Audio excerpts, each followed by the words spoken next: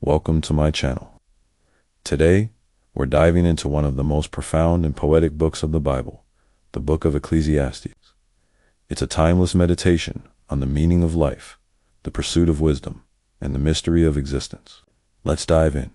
Ecclesiastes chapter 1, the words of the preacher, the son of David, king in Jerusalem. Vanity of vanities, saith the preacher, vanity of vanities. All is vanity. What profit hath a man of all his labor which he taketh under the sun? One generation passeth away, and another generation cometh, but the earth abideth forever. The sun also ariseth, and the sun goeth down, and hasteth to his place where he arose. The wind goeth toward the south, and turneth about unto the north. It whirleth about continually, and the wind returneth again according to his circuits.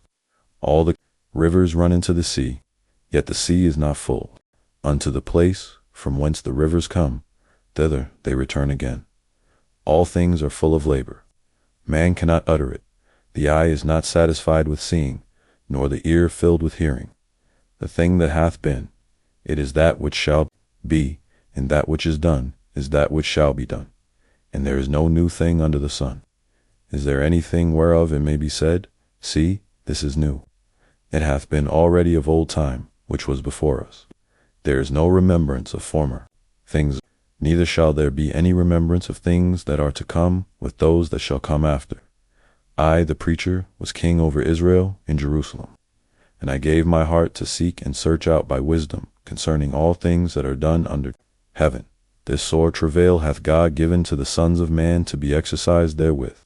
I have seen all the works that are done under the sun, and, behold, all is vanity and vexation of spirit.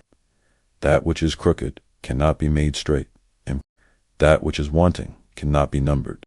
I communed with mine own heart, saying, Lo, I am come to great estate, and have gotten more wisdom than all they that have been before me in Jerusalem. Yea, my heart had great experience of wisdom and knowledge, and I gave my heart to know wisdom, and to know madness and folly. I perceive that this also is vexation of spirit. For in much wisdom is much grief, and he that increaseth knowledge increaseth sorrow. Reflection.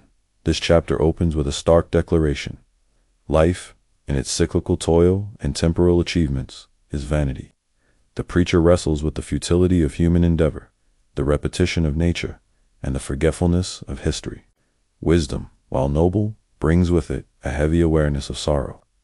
It's a sobering invitation to look beyond surface achievements and ask deeper questions about meaning, purpose, and permanence. Ecclesiastes chapter 2. I said in mine heart, Go to. Now I will prove thee with mirth. Therefore enjoy pleasure. And, behold, this also is vanity. I said of laughter, It is mad, and of mirth, what doeth it? I sought in mine heart to give myself unto wine, yet acquainting mine heart with wisdom, and to lay hold on folly, till I might see what was that good for the sons of men, which they should do under the heaven all the days of their life. I made me great works, I builded me houses, I planted me vineyards, I made me gardens and orchards, and I planted trees in them of all kind of fruits. I made me pools of water, to water there with the wood that bringeth forth trees. I got me servants and maidens, and had servants born in my house. Also I had great possessions, of great and small cattle, above all that were in Jerusalem before me. I gathered me also silver and gold, and the peculiar treasure of kings and of the provinces. I got me men singers and women singers, and the delights of the sons of men as musical instruments, and that of all sorts, so I was great, and increased more than all that were before me in Jerusalem. Also my wisdom remained with me, and whatsoever mine eyes desired, I kept not from them. I withheld not my heart from any joy, for my heart rejoiced in all my labor, and this was my portion of all my labor. Then I looked on all the works that my hands had wrought, and on the labor that I had labored to do, and, behold, all was vanity and vexation of spirit, and there was no profit under the sun. And I turned myself to behold wisdom, and madness, and folly. For what can the man do that cometh after the king?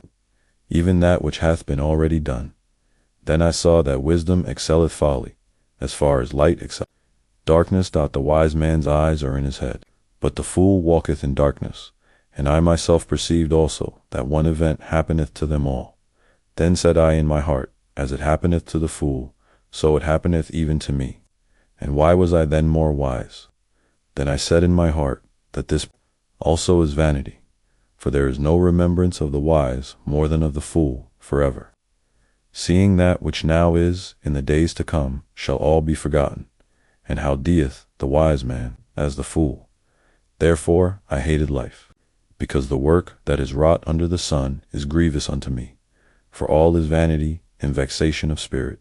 Yea, I hated all my labor which I had taken under the sun, because I should leave it unto the man that shall be after me, and who knoweth whether he shall be a wise man or a fool.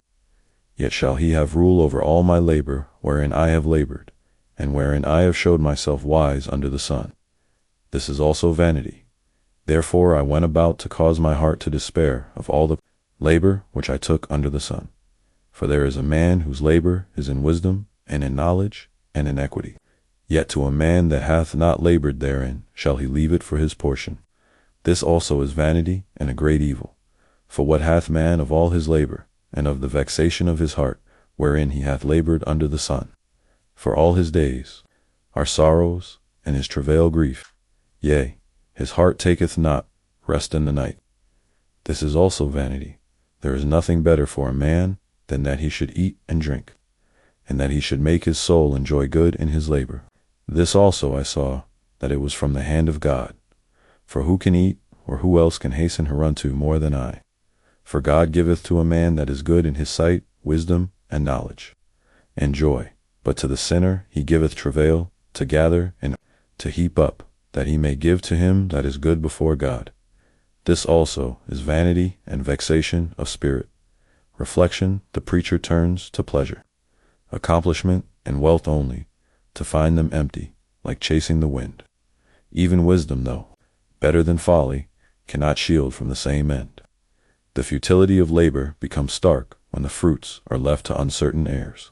And yet a flicker of grace breaks through, to enjoy the moment. The simple blessings of food, drink, and toil is a gift from God. In this fleeting world, such moments are precious because they are brief and divine. Ecclesiastes chapter 3. To every thing there is a season, and a time to every purpose under the heaven. A time to be born, and a time to die. A time to plant, and a time to pluck up that which is planted. A time to kill, and a time to heal. A time to break down, and a time to build up. A time to weep, and a time to laugh. A time to mourn, and a time to dance. A time to cast away stones, and a time to gather stones together. A time to embrace, and a time to refrain from embracing. A time to get, and a time to lose. A time to keep, and a time to cast away. A time to rend, and a time to sow. A time to keep silence, and a time to speak. A time to love, and a time to hate. A time of war, and a time of peace. What profit hath he that worketh in that wherein he laboureth? I have seen the travail which God hath given to the sons of men to be exercised in it. He hath made everything beautiful in his time. Also he hath set the world in their heart, so that no man can find out the work that God maketh from the beginning to the end. I know that there is no good in them, but for a man to rejoice and to do good in his life, and also that every man should eat and drink and enjoy the good of all his labor. It is the gift of God. I know that whatsoever God doeth, it shall be forever. Nothing can be put to it, nor anything taken from it. And God doeth it, that men should fear before him. That which hath been is now, and that which is to be hath already been. And God requireth that which is past. And moreover, I saw under the sun the place of judgment, that wickedness was there, and the place of righteousness, that iniquity was. There I said in mine heart, God shall judge the righteous and the wicked. For there is a time there for every purpose, and for every work. I said in mine heart concerning the estate of the sons of men, that God might manifest them, and that they might see that they themselves are beasts. For that which befalleth the sons of men befalleth beasts. Even one thing befalleth them, as the one dieth, so dieth the other. Yea, they have all one breath, so that a man hath no preeminence above a beast. For all is vanity, all go unto one place, all are of the dust, and all turn to dust again. Who knoweth the spirit of man that goeth upward, and the spirit of the beast that goeth downward to the earth? Wherefore I perceive that there is nothing better than that a man should rejoice in his own works, for that is his portion. For who shall bring him to see what shall be after him? Reflection. This chapter pulses with poetic rhythm, meditation on time's rhythm and divine sovereignty. All of life, with its opposites and transitions, has its appointed moment. Yet, despite glimpses of eternity, we are bound by time and ignorance of the full design. Judgment and injustice coexist, and human fate mirrors that of beasts. Still, within this fleeting life, joy in simple work in the present moment remains, the gift of a wise and enduring God. Ecclesiastes. So I returned, and considered all the oppressions that are done under the sun, and behold the tears of such as were oppressed, and they had no comforter. And on the side of their oppressors there was power, but they had no comforter. Wherefore, I praise the dead which are already dead, more than the living which are yet alive. Yea, better is he than both they, which hath not yet been, who have not seen the evil work that is done under the sun. Again, I considered all travail, and every right work, that for this a man is envied of his neighbor. This is also vanity and vexation of spirit. The fool foldeth his hands together, and eateth his own flesh. Better is the handful with quietness, than both the hands full with travail and vexation of spirit. Then I returned, and I saw vanity under the sun. There is one alone, and there is not a second. Yea, he hath neither child nor brother, yet is there no end of all his labor. Neither is his eye satisfied with riches. Neither saith he, for whom do I labor, and bereave my soul of good? This is also vanity. Yea, it is a sore travail. Two are better than one, because they have a good reward for their labor. For if they fall, the one will lift up his fellow. But woe to him that is alone when he falleth, for he hath not another to help him up. Again, if to lie together, then they have heat. But how can one be warm alone? And if one prevailed against him, two shall withstand him. And a threefold cord is not quickly broken.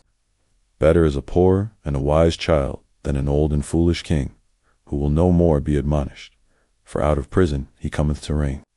Whereas, also he that is born in his kingdom becometh poor. I considered all the living which walk under the sun, with the second child that shall stand up in his stead. There is no end of all the people, even of all that have been before them. They also, that come after, shall not rejoice in him. Surely this also is vanity and vexation of spirit. Reflection. This chapter turns the lens outward toward injustice, loneliness, and the restless pursuit of status and wealth. It grieves the powerlessness of the oppressed and the futility of toil done in isolation. Yet amidst the bleakness, a beam of hope shines through in the value of companionship. Partnership, mutual support, and solidarity offer strength in a weary world. Still, even kings are forgotten. Thus, human ambition, without connection or purpose, remains vain. Ecclesiastes chapter 5. Keep thy foot when thou goest to the house of God, and be more ready to hear than to give the sacrifice of fools, for they consider not that they do evil. Be not rash with thy mouth, and let not thine heart be hasty to utter anything before God, for God is in heaven, and thou upon earth. Therefore let thy words be few. For a dream cometh through the multitude of business, and a fool's voice is known by multitude of words. When thou vowest a vow unto God, defer not to pay it, for he hath no pleasure in fools. Pay that which thou hast vowed. Better is it that thou shouldest not vow, than that thou shouldest vow and not pay. Suffer not thy mouth to cause thy flesh to sin. Neither say thou before the angel that it was an error. Wherefore should God be angry at thy voice, and destroy the work of thine hands? For in the multitude of dreams and many words there are also divers vanities. But fear thou God, if thou seest the oppression of the poor, and violent perverting of judgment and justice in a province, marvel not at the matter, for he that is higher than the highest regardeth. and there be higher than they. Moreover, the profit of the earth is for all. The king himself is served by the field. He that loveth silver shall not be satisfied with silver, nor he that loveth abundance with increase. This is also vanity. When goods increase, they are increased, that eat them, and what good is there to the owners thereof, saving the beholding of them with their eyes? The sleep of a laboring man is sweet, whether he eats little or much, but the abundance of the rich will not suffer him to sleep. There is a sore evil which I have seen under the sun, namely, riches kept for the owners thereof to their hurt. But those riches perish by evil travail, and he begetteth a son, and there is nothing in his hand.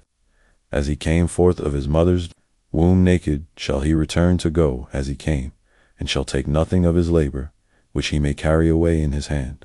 And this also is a sore evil, that in all points as he came, so shall he go. And what profit hath he that hath labored for the wind?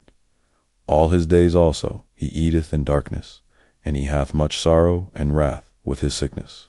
Behold, that which I have seen, it is good and comely for one to eat and to drink, and to enjoy the good of all his labor that he taketh under the sun all the days of his life, which God giveth him, for it is his portion.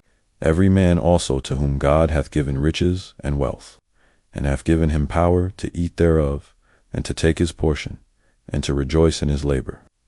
This is the gift of God, for he shall not much remember the days of his life, because God answered him in the joy of his heart. Reflection. This chapter calls for reverence toward God, words, and wealth.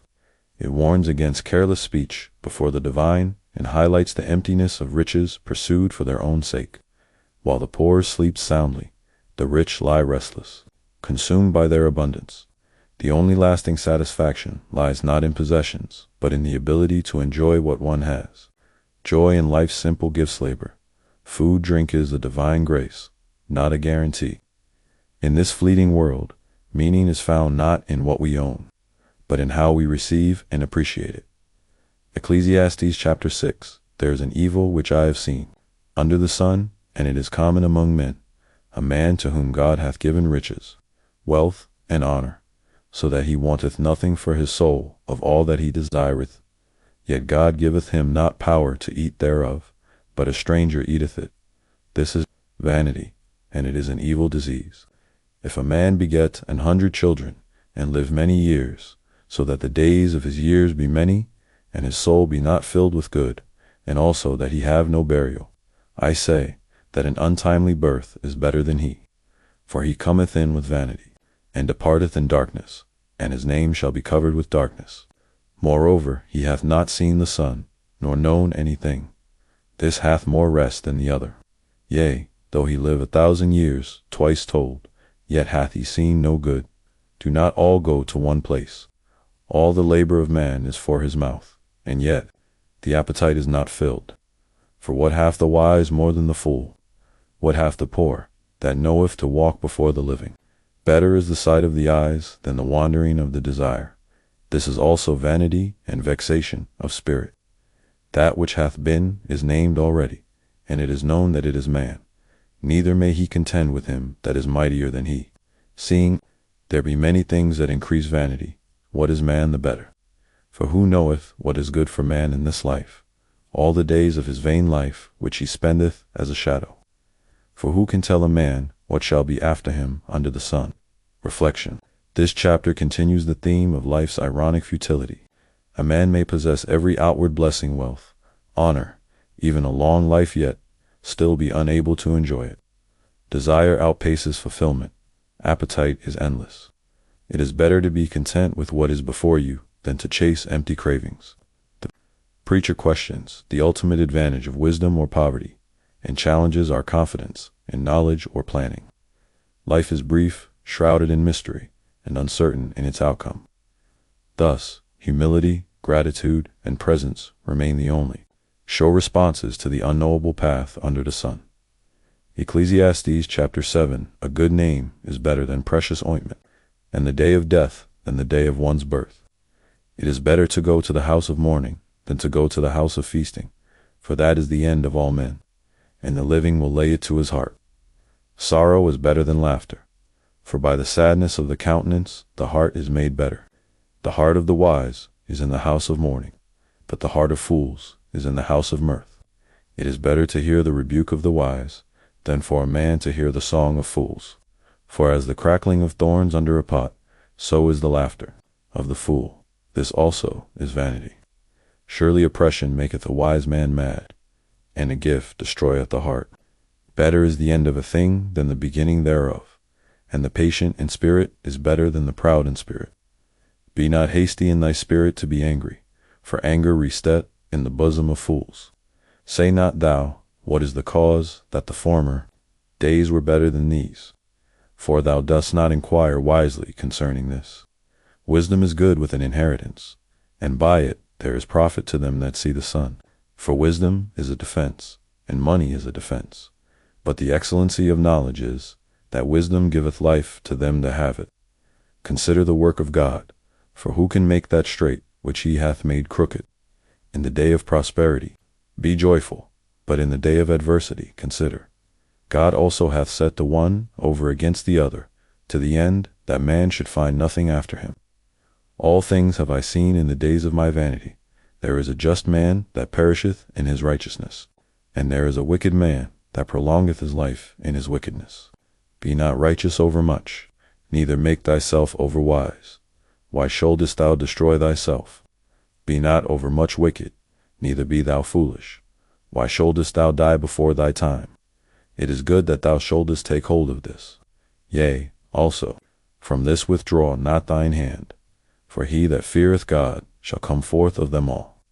Wisdom strengtheneth the wise more than 10 mighty men. For oftentimes also thine own heart knoweth that thou thyself likewise hast cursed others. All this have I proved by wisdom. I said, I will be wise, but it was far from me.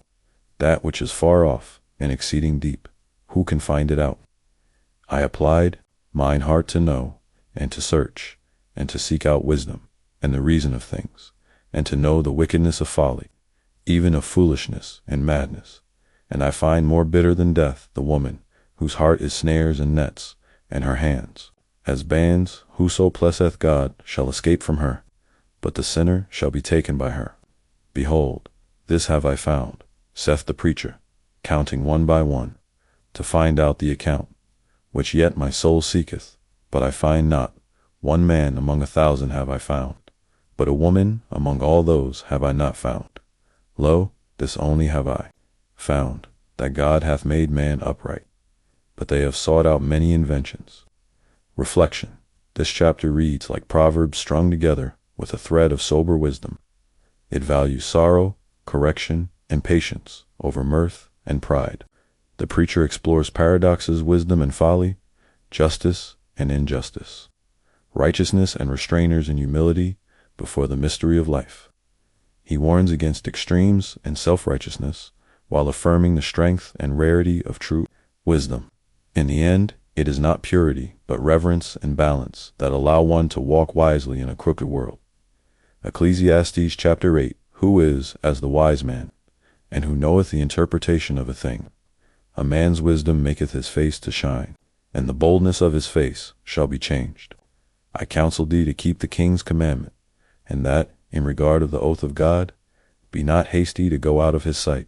Stand not in an evil thing, for he doeth whatsoever pleaseth him. Where the word of a king is, there is power. And who may say unto him, What doest thou? Whoso keepeth the commandment shall feel no evil thing, and a wise man's heart discerneth both time and judgment. Because to every purpose there is time and judgment. Therefore the misery of man is great upon him, for he knoweth not that which shall be. For who can tell him when it shall be? There is no man that hath power over the spirit to retain the spirit, neither hath he power in the day of death, and there is no discharge in that war. Neither shall wickedness deliver those that are given to it. All this have I seen, and applied my heart unto every work that is done under the sun. There is a time wherein one man ruleth over another to his own hurt. And so I saw the wicked buried, who had come and gone from the place of the holy, and they were forgotten in the city where they had so done. This is also vanity, because sentence against an evil work is not executed speedily, Therefore, the heart of the sons of men is fully set in them to do evil. Though a sinner do evil 100 times, and his days be prolonged, yet surely I know that it shall be well with them that fear God, which fear before him. But it shall not be well with the wicked, neither shall he prolong his days, which are as a shadow. Because he feareth not before God, there is a vanity which is done upon the earth, that there be just men, unto whom it happeneth according to the work of the wicked. Again, there be wicked men, to whom it happeneth according to the work of the righteous. I said that this also is vanity. Then I commended mirth, because a man hath no better thing under the sun, than to eat and to drink and to be merry, for that shall abide with him of his labor the days of his life, which God giveth him under the sun. When I applied mine heart to know wisdom, and to see the business that is done upon the earth, for also there is that neither day nor night seeth sleep with his eyes, then I beheld all the work of God, that a man cannot find out the work that is done under the sun. Because though a man labor to seek it out, yet he shall not find it.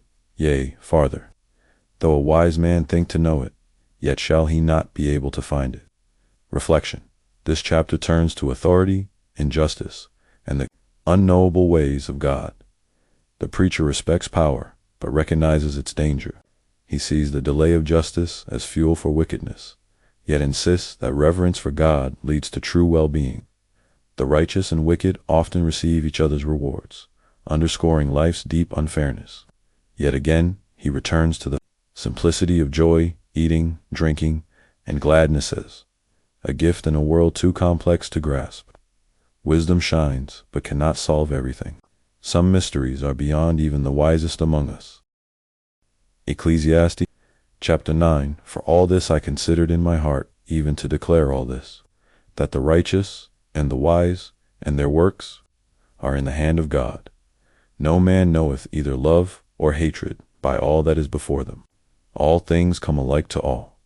There is one event to the righteous and to the wicked, to the good and to the clean and to the unclean, to him that sacrificeth and to him that sacrificeth not. As is the good, so is the sinner, and he that sweareth, as he that feareth an oath. This is an evil among all things that are done under the sun, that there is one event unto all. Yea, also the heart of the sons of men is full of evil, and madness is in their heart while they live, and after that they go to the dead. For to him that is joined to all the living there is hope, for a living dog is better than a dead lion. For the living know that they shall die, but the dead know not anything, neither have they any more a reward. For the memory of them is forgotten. Also their love, and their hatred, and their envy is now perished. Neither have they any more a portion forever in anything that is done under the sun. Go thy way, eat thy bread with joy, and drink thy wine with a merry heart. For God now accepteth thy works. Let thy garments be always white, and let thy head lack no ointment. Live joyfully with the wife whom thou lovest, all the days of the life of thy vanity, which he hath given thee under the sun. All the days of thy vanity, for that is thy portion in this life, and in thy labor which thou takest under the sun. Whatsoever thy hand findeth to do, do it with thy might. For there is no work, nor device, nor knowledge, nor wisdom, in the grave, whither thou goest. I returned, and saw under the sun, that the race is not to the swift, nor the battle to the strong, neither yet bread to the wise, nor yet riches to men of understanding, nor yet favor to men of skill. But time and chance happeneth to them all. For man also knoweth not his time, as the fishes that are taken in an evil net, and as the birds that are caught in the snare. So are the sons of men snared in an evil time, when it falleth suddenly. Upon them this wisdom have I seen also under the sun, and it seemed great unto me. There was a little city, and few men within it, and there came a great king against it, and besieged it, and built great bulwarks against it. Now there was found in it a poor wise man, and he by his wisdom delivered the city.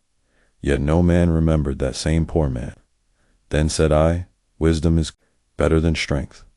Nevertheless, the poor man's wisdom is despised, and his words are not heard. The words of wise men are heard in quiet more than a cry of him that ruleth among fools. Wisdom is better than weapons of war, but one sinner destroyeth much good. Reflection. This chapter deepens the theme of life's unpredictability. Righteous or wicked, wise or foolish death is the common fate. Yet this truth calls not to despair, but to gratitude. The preacher urges us to enjoy daily blessings, food, companionship, love with full heart, for such is our portion. Time and chance shape outcomes more than merit, and even great wisdom can be forgotten. Still, quiet wisdom holds greater power than loud folly or brute strength. Life is fleeting, and in its brevity, every sincere act and every shared joy becomes. Ecclesiastes, Chapter 10. Dead flies cause the ointment of the apothecary to send forth a stinking savor. So doth a little folly him that is in reputation for wisdom and honor. A wise man's heart is at his right hand, but a fool's heart at his left. Yea also, when he that is a fool walketh by the way, his wisdom faileth him, and he saith to every one that he is a fool. If the spirit of the ruler rise up against thee, leave not thy place, for yielding pacifieth great offenses. There is an evil which I have seen under the sun, as an error which proceedeth from the ruler. Folly is set in great dignity, and the rich sit in low place. I have seen servants upon horses, and princes walking as servants upon the earth. He that diggeth a pit shall fall into it, and whoso breaketh an hedge, a serpent shall bite him. Whoso removeth stones shall be hurt therewith, and he that cleaveth, which shall be endangered thereby. If the iron be blunt, and he do not whet the edge, then must he put to more strength, but wisdom is profitable to direct. Surely the serpent will bite without enchantment, and a babbler is no better. The words of a wise man's mouth are gracious, but the lips of a fool will swallow up himself. The beginning of the words of his mouth is foolishness, and the end of his talk is mischievous madness. A fool also is full of words. A man cannot tell what shall be, and what shall be after him, who can tell him? The labor of the foolish wearieth every one of them, because he knoweth not how to go to the city. Woe to thee, O land, when thy king is a child, and thy princes eat in the morning. Blessed art thou, O land, when thy king is the son of nobles, and thy princes eat in due season, for strength and not for drunkenness. By much slothfulness the building decayeth, and through idleness of the hands the house droppeth through. A feast is made for laughter, and wine maketh merry. But money, and curse not the king, no, not in thy thought, and curse not the rich in thy bedchamber. For a bird of the air shall carry the voice, and that which hath wings shall tell the matter. Reflection. Chapter 10 explores the disruptive power of folly and the subtle but pervasive influence of wisdom. A single act of foolishness can taint an entire reputation, much like dead flies spoil a perfumed ointment. Wisdom, though quiet and understated, directs life efficiently, sharpening the dull edge of effort. Yet, folly is often elevated in public places, while true wisdom sits unnoticed. The chapter reflects on social inversions and the dangers of speaking rashly. It warns against underestimating the consequences of idle words and lazy hands. Even rulers, if immature or indulgent, can lead a land into decay. Meanwhile, wisdom is shown not as mere intelligence, but as restraint, foresight, and discipline, in action and speech. The tone is subtly ironic. The world is upside down, yet one must navigate it with prudence, understanding that even unspoken thoughts are not entirely safe. Life under the sun is precarious, but wisdom remains a steadying force amidst the absurdities. Ecclesiastes chapter 11. Cast thy bread upon the waters, for thou shalt find it after many days. Give a portion to 7, and also to 8, for thou knowest not what evil shall be upon the earth. If the clouds be full of rain, they empty themselves upon the earth. And if the tree fall toward the south, or toward the north, in the place where the tree falleth, there it shall be. He that observeth the wind shall not sow, and he that regardeth the clouds shall not reap. As thou knowest not what is the way of the Spirit, nor how the bones do grow in the womb of her that is with child, even so thou knowest not the works of God who maketh all. In the morning sow thy seed, and in the evening withhold not thine hand, for thou knowest not whether shall prosper, either this or that, or whether they both shall be alike good. Truly the light is sweet, and a pleasant thing it is for the eyes to behold the sun. But if a man live many years, and rejoice in them all, yet let him remember the days of darkness, for they shall be many. All that cometh is vanity. Rejoice, O young man, in thy youth, and let thy heart cheer thee in the days of thy youth, and walk in the ways of thine heart, and in the sight of thine eyes. But know thou that for all these things God will bring thee into judgment. Therefore remove sorrow from thy heart, and put away evil from thy flesh. For childhood and youth are vanity. Reflection chapter 11 is a call to action, tempered by humility. It urges generosity and enterprise despite the unknowns of life. Like casting bread on waters, some good we do returns in time, but we cannot predict when or how. Observing too closely, waiting for perfect conditions, leads only to paralysis. It acknowledges the mystery of life's workings, comparing them to the hidden growth in a womb or the invisible paths of the wind. We are reminded of our ignorance about the deeper workings of creation, and yet we are urged to sow, to labor, to give, because in action there is hope, even without guarantees. The chapter then turns to the pleasures of youth. It encourages joy and delight in the present moment, but not without a sober reminder: all things will be judged, and youth itself is fleeting. Rejoice, but remember, darkness follows light, and vanity touches all. The wise heart learns to act generously, rejoice deeply, and live humbly in light of life's impermanence.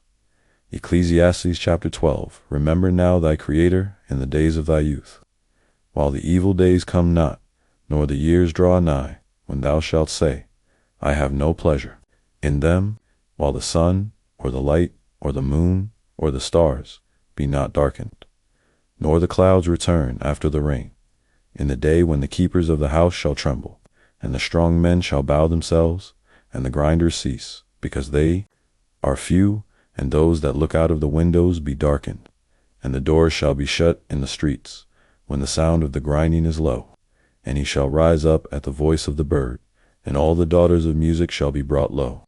Also, when they shall be afraid of that which is high, and fears shall be in the way, and the almond tree shall flourish, and the grasshoppers shall be a burden, and desire shall fail, because man goeth to his long home, and the mourners go about the streets, or ever the silver cord be loosed, or the golden bowl be broken, or the pitcher be broken at the fountain, or the wheel broken at the cistern.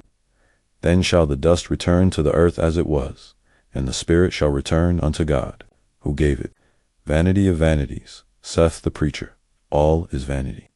And moreover, because the preacher was wise, he still taught the people knowledge. Yea, he gave good heed, and sought out and set in order many proverbs. The preacher sought to find out acceptable words, and that which was written was upright, even words of truth. The words of the wise are as goads, and as nails fastened by the masters of assemblies, which are given from one shepherd. And further, by these, my son, be admonished. Of making many books there is no end, and much study is a weariness of the flesh. Let us hear the conclusion of the whole matter. Fear God, and keep his commandments, for this is the whole duty of man. For God shall bring every work into judgment, with every secret thing, whether it be good or whether it be evil. Reflection, the final chapter, is both poetic and sobering.